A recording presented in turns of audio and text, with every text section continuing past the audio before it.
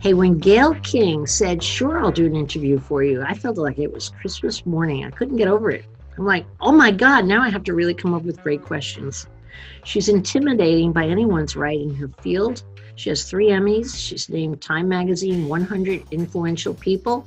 She's in the Broadcast Hall of Fame, and I have like 50 things, which I won't bore you with. But I think what will surprise you right here is Gayle is probably the most genuine listener and talker that you'll ever hear. She has a tremendous gift of interviewing people and getting things out of them that will never tell anybody else. So listen in here. You're about to learn a lot. Gayle King. I'm going to start with this story because I don't even know if you remember it. You know, Gayle, the idea that you would give me the time for the interview, I can't tell you, it was like me realizing today was Christmas morning. I was so excited. It was the one big thing I've been looking forward to for 2 weeks, and I've had 2 exciting weeks. But what my best memory of you is, I don't know if you recall, when I first sold my real estate business, I was floundering around trying to figure out who I wanted to be when I grew up again and not knowing where to turn. And I went to your office, and it was in Midtown, a beautiful office, I remember. And I was asking your help. For the life of me, I can't remember what I needed your help with.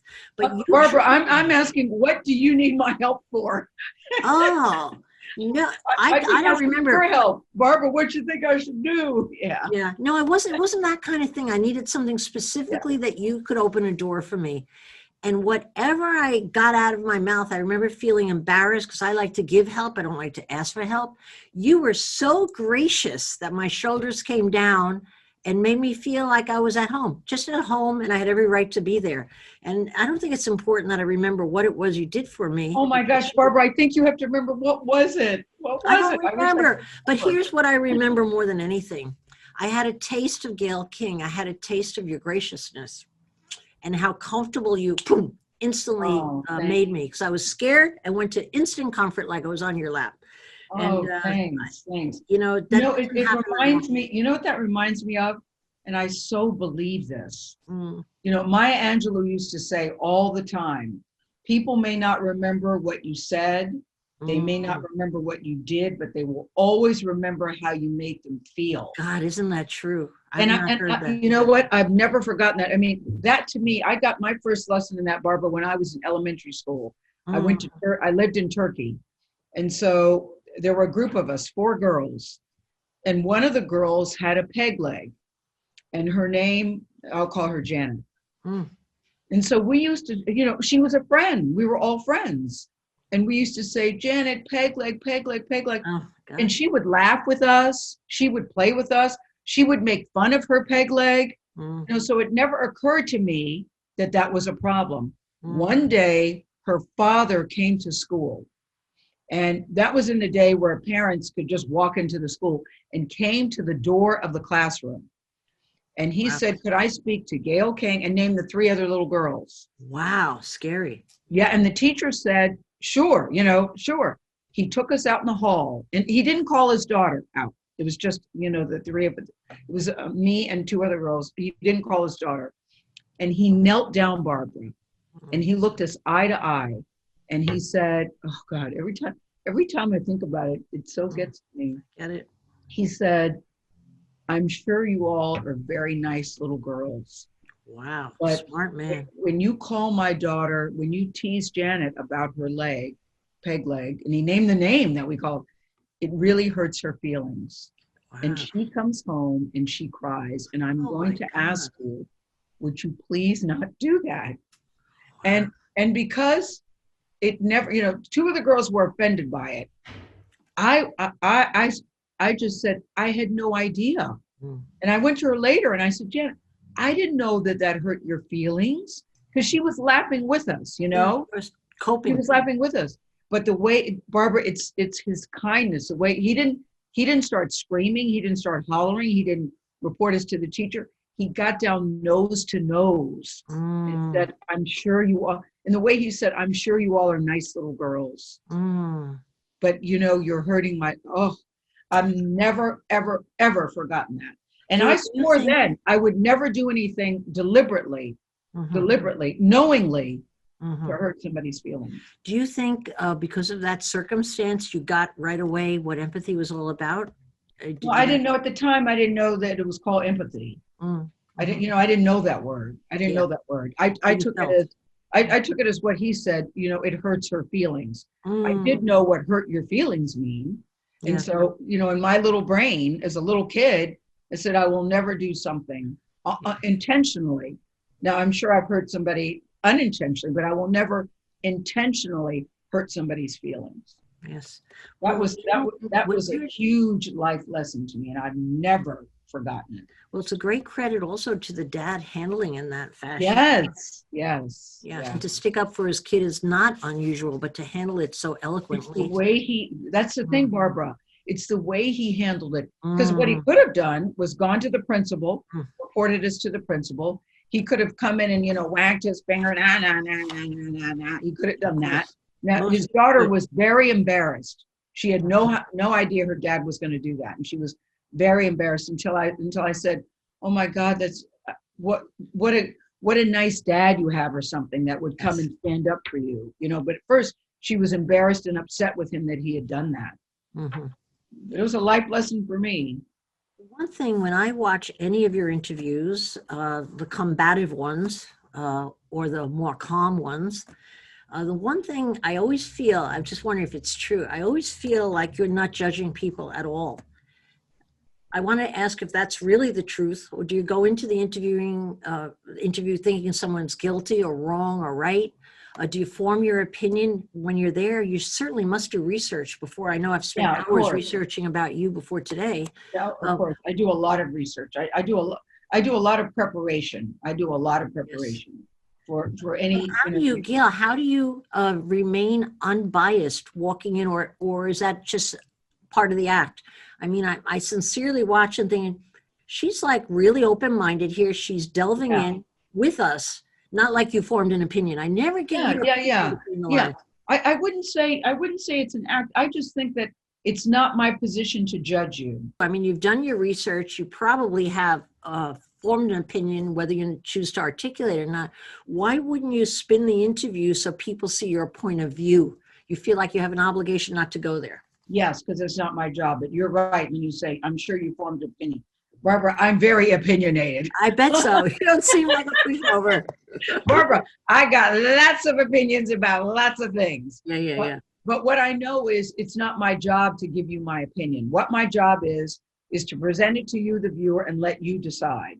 And I also believe any question can be asked. There's always a time, a place, and a tone. Sometimes it's your expression, sometimes it's your inflection, sometimes it's the way you phrase a question. But I never want anybody to feel that they've come here and it's going to be a gotcha interview. I've seen some people who shall remain nameless who are very big on gotcha. It's more about them than about the person. You're right about that. Yeah, it is. And so my thing is furthering their career. Yeah, I agree. Yes. Yeah, I'm never, ever trying to do that. I'm really just trying to give you the platform to tell your story. Or to explain whatever your action is. I believe any question can be asked. As I said, it just depends. You have to have the right setting. Now, if you're on satellite and the person is here, the person is there and you're here and there's a delay, maybe that's not the time to say, tell us about your drug habit, just throwing something out there. But especially when you're looking somebody nose to nose, eye to eye, and they can see your intention, it's always, as you know this, it's always about intention. And so I'm never trying to make you look bad. And even if you've done something that you're ashamed about and embarrassed about, I'm still trying to give you the platform to say whatever it is. Yes. The R. Kelly thing is a really good example of that. Only dying to ask you about that, please. Well, only because bombshell. He had gotten vilified, as you know, and I believe these women were telling the truth. Oh, really? I didn't get that from the interview. I could not tell. Oh, no, I definitely believed it. But again, that's not my place. Now, we know he went from 0 to 150 like that. That took me by surprise. Hot fuse. Oh, yeah, that really took me by surprise. And he certainly. Let me tell you something. When I watched that interview, I don't think I breathed for like 90 seconds as long as I could. No, I mean, I knew that he was angry and the way he was hitting, I thought he would accidentally hit me. I didn't think that he was going to hit me, but I knew that he was very upset. Yeah, Barbara, that would have hurt. That would have hurt. Big man. But do you know the next day, his people said to me, you know, he actually wants to thank you because you allowed people to see his passion and his pain. He wasn't even upset with me. He wanted people to see his passion and his pain. So you did at least get to see how he was feeling, regardless of whether you thought about his actions. You did get to see where he's coming. You know, people said, oh, he was faking that. He definitely wasn't faking. No, not at all. That was not faking. You know, I have to say, I left that interview not knowing the background story. I walked into it in your interview, so I was judging it based on that as a viewer. And by the way, I couldn't imagine why you didn't stop him. When he was getting up in the passion and going out of control, I don't think you changed a nerve on your face. You just sat there quietly. I was wondering if you were on drugs, for God's sakes. I know. What's with her? Isn't she scared? No drugs. But Barbara, you know, I had watched interviews with him. I'd watched the documentary. I'd been following his story for years.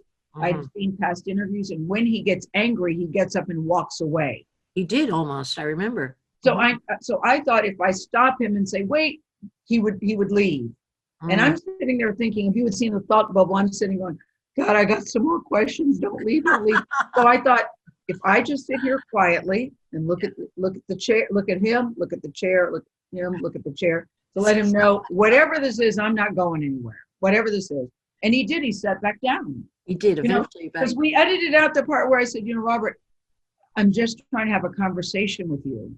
Oh. I'm trying to have a conversation with you. And, you know, this is going to get us nowhere. Yeah. You know, so I think that he knew that I was telling the truth about that.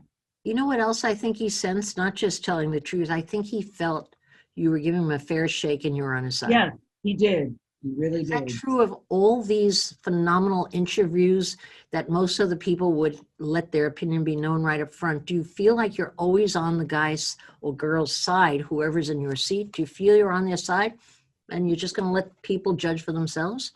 No, I don't really look at it as being on anybody's side. I look at it as really giving you a chance to tell your story. Like, I had a very interesting interview just very recently with FKA Twigs. She's a British singer-songwriter. She was dating Shia LaBeouf. They dated less than a year. According to her, he was extremely abusive in their relationship. Physically, emotionally, verbally, really terrible to her.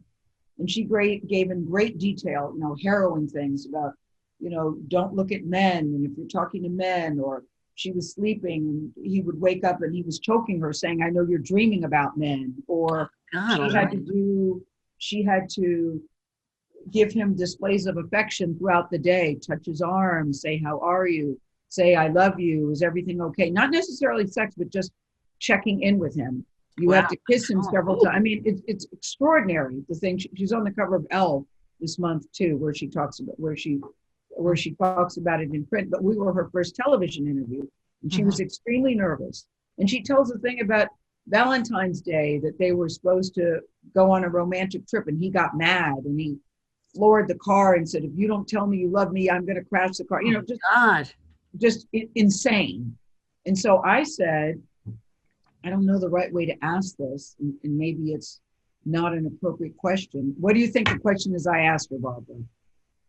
After she told me all this crazy stuff that she was going through. Do you love him? I said, why did you stay? The most important question. Why did you stay? And she looked at me and she said, that's not even the right question. Whoa. And I'm not going to answer it. She said, I know you're asking it with love, but that's not the right question. And I'm not going to answer. A better question is, why was he abusing me and choking me? That's a better question. Was she ever able to answer your question?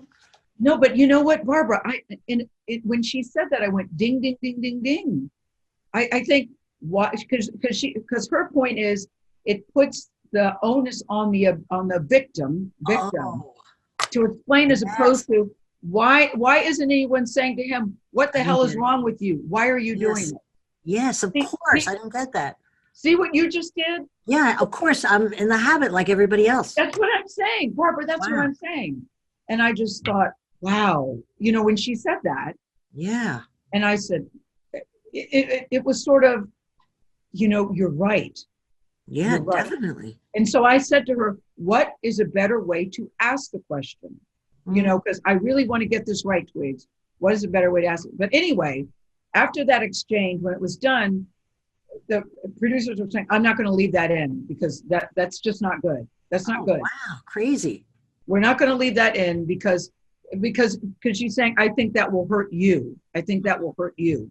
Because people, then you're going to get criticized. You're going to get hammered. We can ask it, and there was other parts to the interview where we got to that question.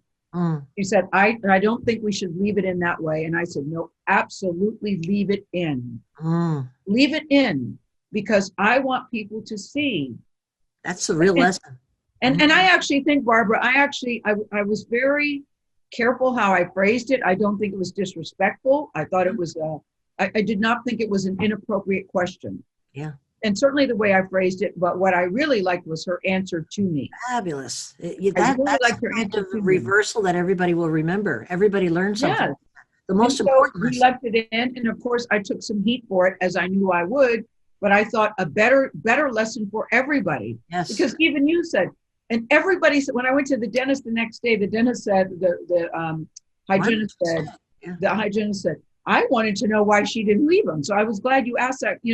From a woman's point of view, that's always well, why would you stay?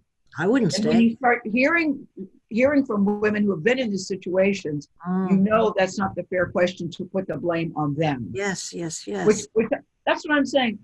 I love this job. Every day I'm learning, not every day, but I learned something a lot doing this job. Yeah, I could tell you have a little bit of enthusiasm in your voice.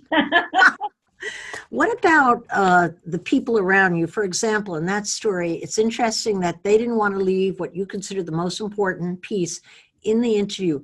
Is that an issue in the work that you do, that you have a producer and a team behind you that all have opinions that help you produce, that you don't get the interview sometimes delivered in the form that you want? How much control do you really have, and can you bulldoze your way to get your point of view every time? No, I think we all have a lot of control. I mean, and there are some people that would say, yeah, don't leave that in. We can get to that point another way, because we did have it another way. Yeah. So it's not like we were trying to get around it. We ultimately had a conversation and had another bite that we could have chosen. We had another bite that we could have chosen. You drew the line in the sand immediately when they objected, right? Oh, I said, absolutely. Even my own daughters, I was telling Kirby about it. She goes, Mama, oh no, that's not, Mama. I go, nope, I'm going to leave it in. I'm going to leave it in. And because, so when you say, do we have control? Well, we have control over it because it's my face on the air. So we do, and it's a very collaborative process at CBS. It's very collaborative. So I never feel that I have to bulldoze or be talked into something that I don't want to do. So we have a very good working relationship there. As I say, we're all grown-ass people. We can have a grown-ass conversation. Well, also, Gayle, I think you probably underestimate the power of having won their respect. You say you don't want something done, people are going to pay attention. You've won that. Not always. One detail on an interview I wanted to question you about that I've always wondered about, so I'll take advantage. When you interviewed Soho Karen, and she, in a very persnippety way, shushed you. Oh, yeah, she went. She shushed and told you basically to shut up. I wanted to reach to that screen and strangle her to death, but you were like, just continue. How do you do that? And are you pissed inside? Because if I had had a thought bubble over my head, you would have thought, oh, you have no idea how bad you look right now. And so then, of course, you were getting even just by how bad she looked. You didn't have to say a word. And then I just thought, no, she didn't, to myself. No, she didn't. But I was very torn about that interview because I couldn't tell if she was an immature, obnoxious 22-year-old. Keep in mind, she's 22. Or if she had to know better, yeah. But she's grown enough to know better, or if she had some issues, or maybe it was a combination of the two. I wasn't quite. And so, it's so funny, Barbara. Kinder than I. You have a kinder eye than I have. Well, what we were going to do? We were going to look at what we had over the weekend and make a decision on whether to run it or not. Wow. Because I was trying to decide. trying to figure her out, actually. Mm-hmm. Then she got arrested. We did the interview on a Wednesday. We did an interview on Thursday. She got arrested Thursday night. After our interview, she got arrested. Wow. So I get a call at 10 o'clock at night that said, we're going to run some of it. We're now going to run it because now she's been arrested. Now there's a case. Now, so that changed everything. But I just thought, wow. I mean, I'll tell you who I really felt bad for was the lawyer who was sitting there, because the lawyer was really trying to help her. He shut down the lawyer too. The lawyer, when people said, God, what kind of lawyer is that? The lawyer was actually very good. He was really trying to help her. Yeah. And I wanted to show that. We ran a part Friday, and then we ran the second part Monday. But I wanted people to see the lawyer was really trying to help her. Starting with, she's sitting there with that redunculous baseball cap that says daddy on it. Her lawyer had asked her. I mean, didn't she have a PR person or even a mom? My God. No, they had asked her to take it off, and she said, you can't tell me what to wear. And I went, oh, okay. And I'm thinking, your lawyer is trying to help you here, But you can't get upset with people. I would like, I thought I was going to get some good questions or something, she said. Yeah. Okay, well, fine. Here, I'm going to turn it over to you. What would you like to say? You did do that. I remember that thing. How gracious yet again. May I ask you, how do you leave those kind of disturbing interviews, particularly the combative ones? How do you leave it at work? I mean, are you capable of that, or do you go home and you think and rethink it? I can pretty much leave it. The only thing that I take with me is when it's a traumatic, very sad story. That sticks with me. Like the school shooting at Newtown. I anchored news in Connecticut for many, many years. I did an interview yesterday with Judge Esther Salas, whose son, you probably know the story, in New Jersey. She and her only child, which always makes it worse for me. Her only child, they were celebrating his 20th birthday. The doorbell rings. They're downstairs in the basement. Her son is 20, runs up to answer the door. The next thing she hears are gunshots. And it's a deranged man who's coming after the judge. 60 Minutes did a story on her on Sunday, and I just did the interview. We had her on live yesterday. And I called her after to just say, God, I just admire you so much. And are you okay? Now, that story haunted me. Wow. Because here, someone comes to your home. Those kind of things get to me. A lot of these COVID stories, Barbara, where you hear story after story of people dying alone in a hospital, so sad. Or just, somebody just holding up an iPad. And that's the last conversation you have is with a loved one on an iPad that you can't touch. I mean, that kind of stuff gets to me. But people getting angry or people getting upset, it's easy for me to leave that. It's the thing that tears at your human soul and spirit that's hard to let go. Ones that are deeply sad. Yes. Yeah. Yes. What about the happier side of your work? You get an interview. I don't think anybody got it except you at that point. I might be wrong on that, but Michelle Obama, Tina Turner. I mean, you seem to get the interviews that everybody wants. Do they come to you? First of all, do they come to you? Do you hustle them? How does that happen? And why do they use you? I'd be curious. Both. We have a booking team who reaches out, and sometimes they'll say, would you be willing to make a call? Depending on who it is, either I will or I won't. We have a booking team, and then sometimes people come to us. Sometimes people say, I'd like to talk to you because I trust you. So it works both ways. But how much weighs in when they say Gayle King wants to interview you? I got to believe that would almost be the judgment call more than anything else on the person who's going to be interviewed.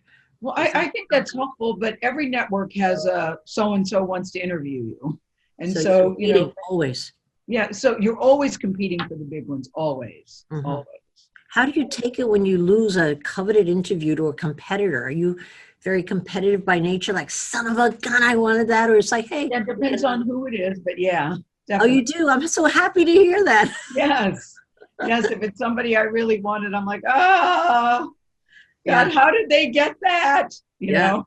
How did they get that? Almost compete for things that I don't tried so hard. Why did they get that? Yeah, that happens. But, I just know morning TV is people have to feel they like you and that they trust you. Absolutely. So, you can look at all three shows. I think all three shows are strong. Everybody has their own distinct personality, but at the end of the day, they have to like you and they have to trust you. And everybody at all three shows has somebody like that, I believe. You obviously are naturally liked. I can't imagine anyone saying, I don't like that woman in any regard. But do you care tremendously in the profession you're in that people like you? Do you work extra hard at being liked? No, I don't. I used to. I think it's always better to be liked than not. Yes. But I've learned, Barbara, I think maybe I turned 40 when I realized there's going to be always going to be somebody richer, skinnier, prettier, and that people will like. And you just have to feel good about yourself in your own skin. And I do. And I realize I'm not going to get every interview that I want. I realize that not everybody's going to like me. What matters to me is that my favorite son, Kirby, and favorite daughter, favorite son, Will, and favorite daughter, Kirby, one's a boy, one's a girl. Their opinion matters to me. And then I have my own, kitchen cabinet. Oprah and I, as you know, are tight. So if she says, I don't think that's a good idea, or I don't know, that gives me pause. I don't always follow it, but it does give me pause. Yes. So as long as the people that I genuinely care about, love, and respect, their opinion matters to me. And you'd like to think that the people that you work for are also pleased with your opinion, also pleased. I have a cousin who's my age who has a different kind of job, and she was upset with her boss. She said to her boss, well, you're just really annoying. Whoa. I said, I bet she was promoted. Yeah, you cannot, what your boss says matters. It matters. And so regardless of how annoying your boss is, you can't say that to your boss. You just can't. It just doesn't work like that. I wouldn't say that to my boss. You're annoying. Yeah. I think there's a way to express your displeasure about something without those words. So the point I'm making is what my boss thinks matters to me. And I want to be perceived as someone who works hard and does a good job. Yeah. So you learned that by the time you were 40. Are you learning as a mom that your kids don't listen to you as they get older? Yeah. Are they hanging on to your words? Really, seriously, how much do they listen to you? Your own kids? I'm knock on wood. I'm happy to say that I've got a great relationship with them. Oprah said to me, your adult children don't like to go on vacation with you. I go, mine do. We have a great time. We go to some great places, and we genuinely like spending time with each other. Yes. My favorite daughter, Kirby, just got married. So I used to say we're a tripod. And now, with the addition of Kirby's husband, I now say we're a perfect square. We genuinely nice way to do that. Yes. Yeah. We genuinely love each other, care about each other, and love hanging out. So by the same token, I want them to be proud of me. They want me to be proud of them. It's a good back and forth. If they think that I'm disappointed about something, I know that I don't have say in that, but I know that bothers them.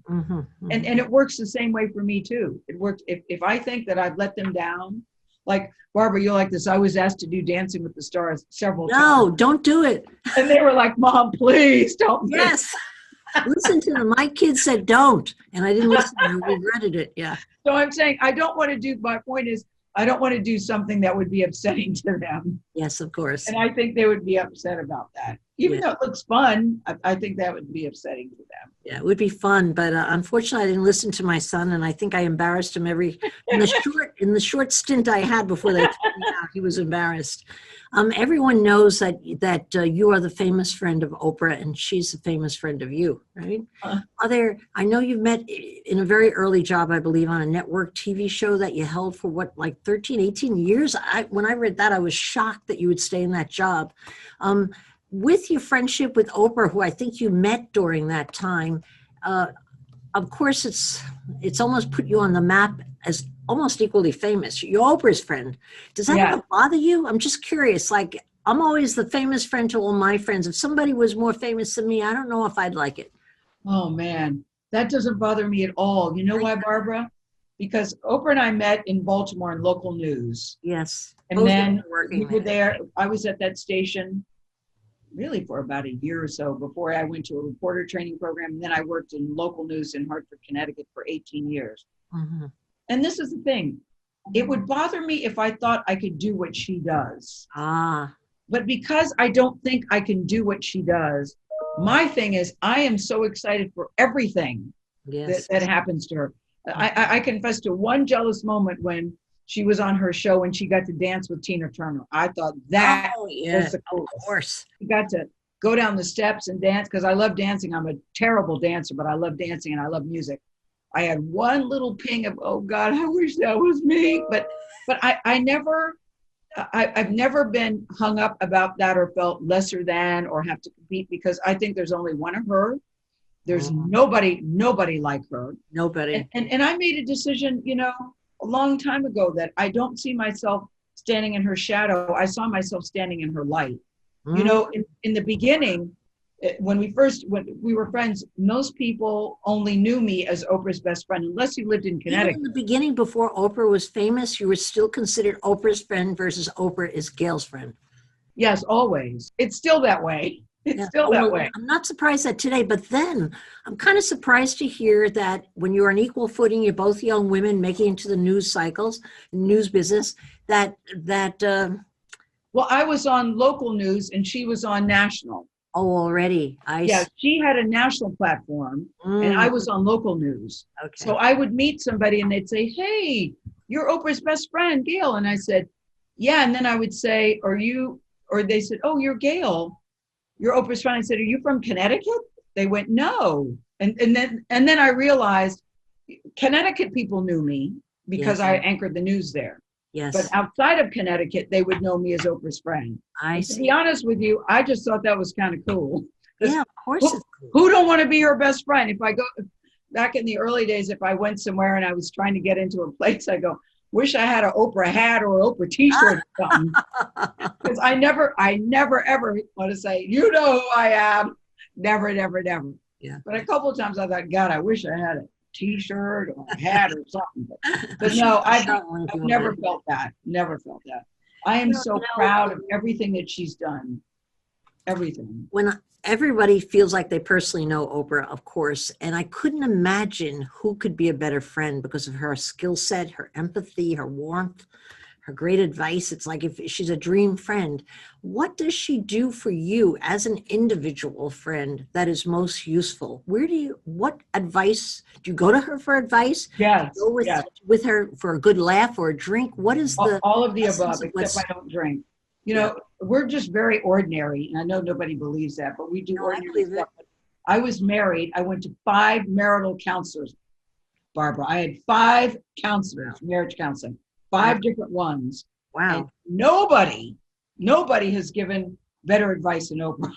Nobody. What was her advice? Well, I mean, just along the way with different things that I was dealing with in the marriage. And, I went to one counselor and I think I was laying on the couch actually. And then I hear this while you're pouring your heart out. Oh God. And then I go, is the doctor? And I just quietly got my things, got my coat and my keys and crept out of the room. No way. I mean, that'll do a lot for your self-esteem. Oh, sure. That boring. Later, they're so sorry. They had a long day. Blah, would I please come back? Needless to say, I didn't go back. I was just so nervous. I was so embarrassed that I thought, God, I'm pouring my heart out to you. And this is boring you. Yes. But Oprah is very solid. I mean, her advice has always been very, very solid. Is she judgmental? Like you should do this? Very. So she doesn't hesitate to tell you what she thinks. She's very soft. She's very judgmental. And if you don't follow your advice and it blows up in your face, which it has a couple of times, you might hear about it. No way. Yes. Does she come to you for advice as well? Yes. So it's a real even friendship. Yeah. We really do trust each other. We really do trust each other. And we both know that we have each other's back. We both know that. People always say, you'll like this. People always say, Gayle, you should write a book. And I go, about what? oh, whatever you want to write about, Oh, sure. anything you want to write about. And I go, well, I really don't have anything to write about. Oh, you could write about friendship. You're warming up to it, right? A kiss Your and life has been so, you lived in Turkey, you're oh, divorced, you have 2 children, raising children. Oh, or you could write about friendship, yes, yes, you yes. know. And I always think, people who have been in the inner circle, I would never write a book that would say anything damaging or negative about Oprah. No, I You don't. know, and if you did, it would be a very short book. Maybe it would fit this, because Yes.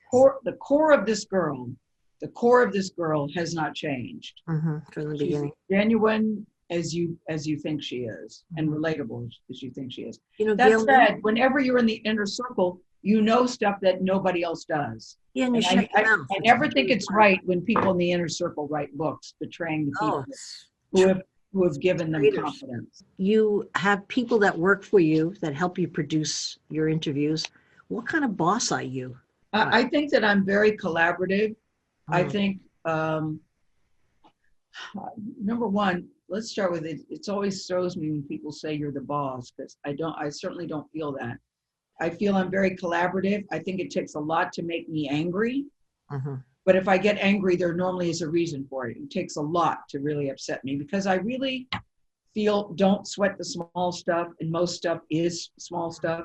So it would have to be something really, truly egregious to get me upset. So I'm not someone that screams and hollers at every damn thing that happens, or I like hearing other ideas. I have very strong ideas myself, but if somebody can say, no, I don't think that's so good, why don't we try da da da da da, I'm very open to something like that. Okay, so people aren't afraid to speak with you and say what they want. No, I would be surprised to hear that someone is afraid to tell me something. I can't imagine that either, honestly. Yeah. I wanted to return to Charlie Rose for a moment. I'm sure you're tired of talking about it, but the way you handle that friendship, you were close partners and friends, which says a lot. Yes, he was a big part of my life, Barbara, for 7 years. Yeah.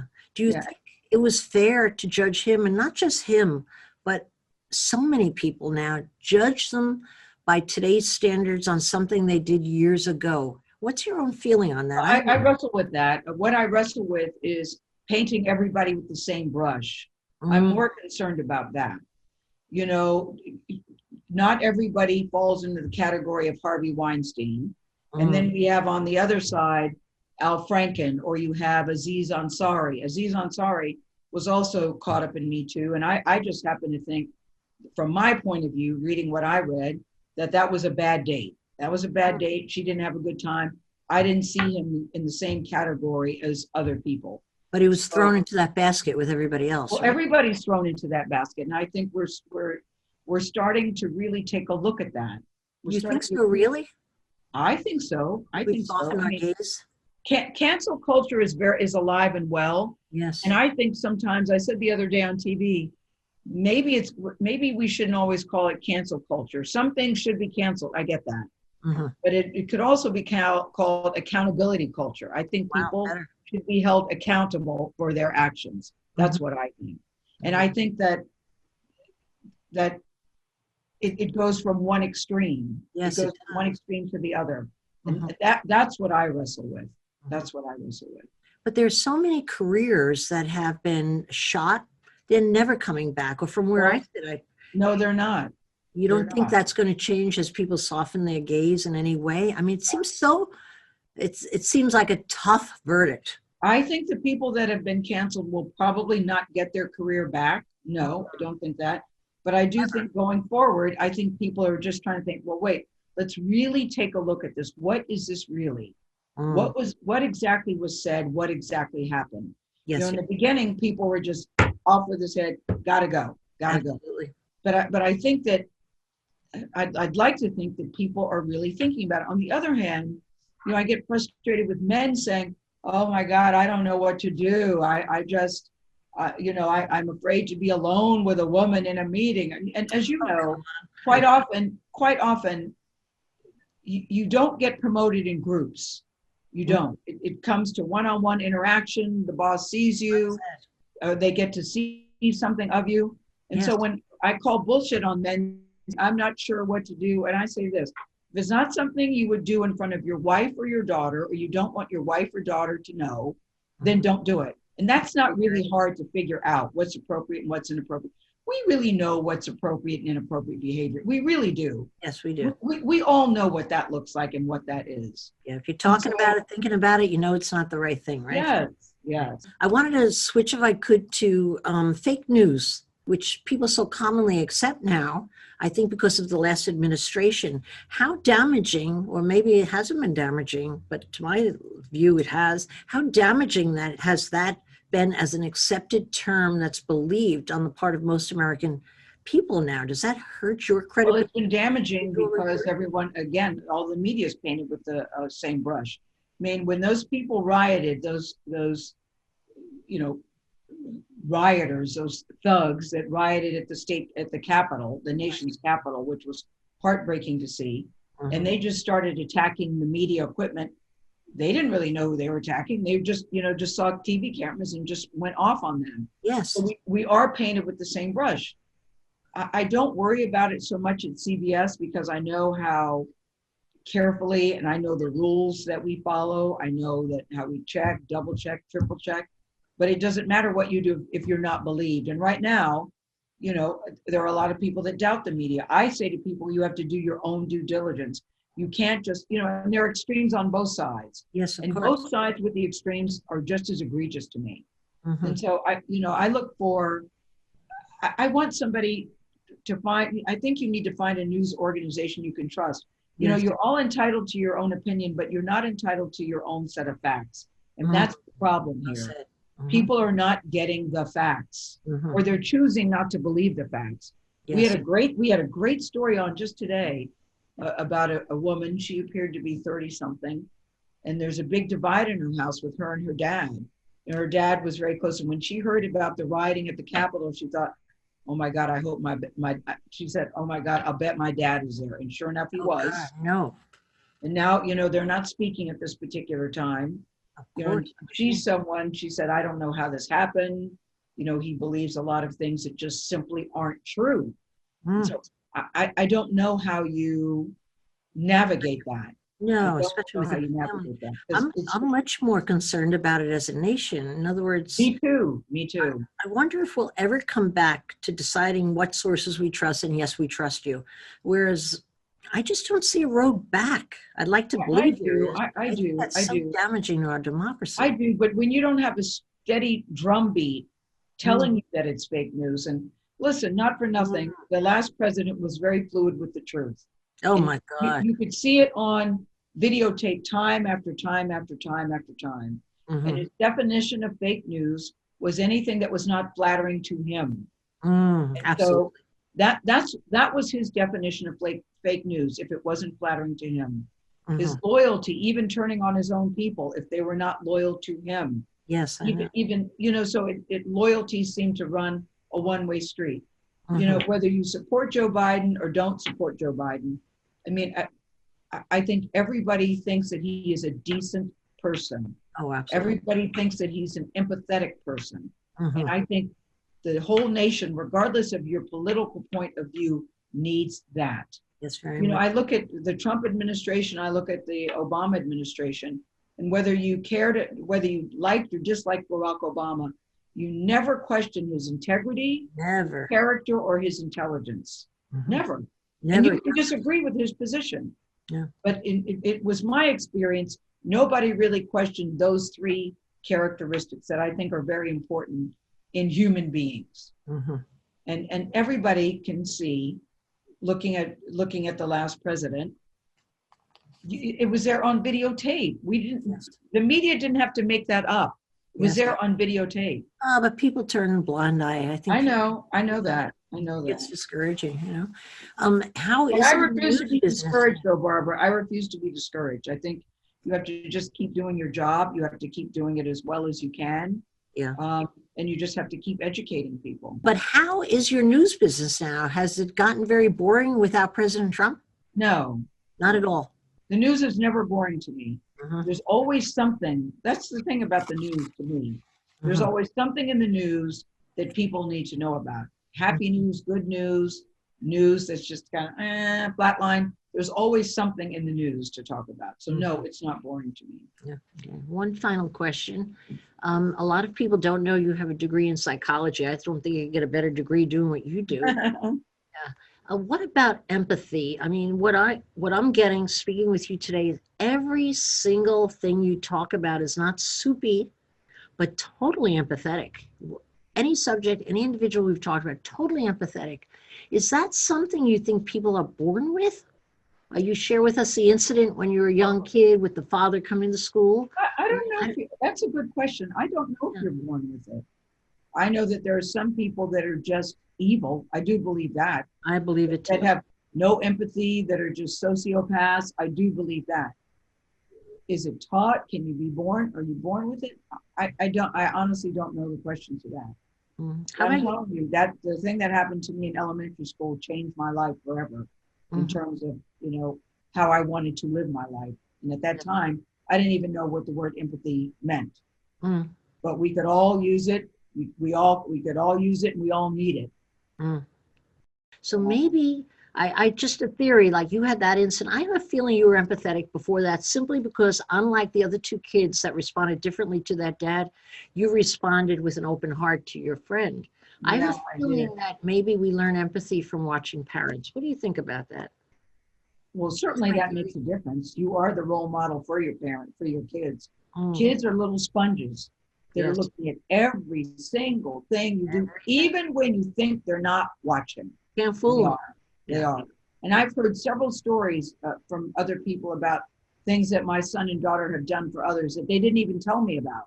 I go, God, I got a call from so-and-so's mom. And she said that when Patrick, and this dog died, that you blah, blah, blah, blah.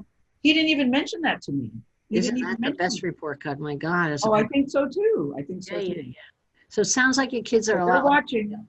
They're watching. Yeah. Okay. Well, thank you so much. I mean, you're so rich with so many things. I hope I hit all of them. God, Barbara, that flew by. Thank you. Thank you. Thank you. I feel so touched by you. Thank you very much, really. No, well, thank you for asking me, Barbara. Are you kidding? Come on, you did me a favor. Yet again, I got to do something back. I don't know what. No, I need nothing. My mortgage is paid. Don't need any diapers for the baby. Don't need tires for the car. I got groceries. I'm good. And you got your health, the biggest part of all, your health. Oh, man, knock on wood. I got my health. Yes. Well, thank you. Thank you for asking me. Love you for it. Thank you so much.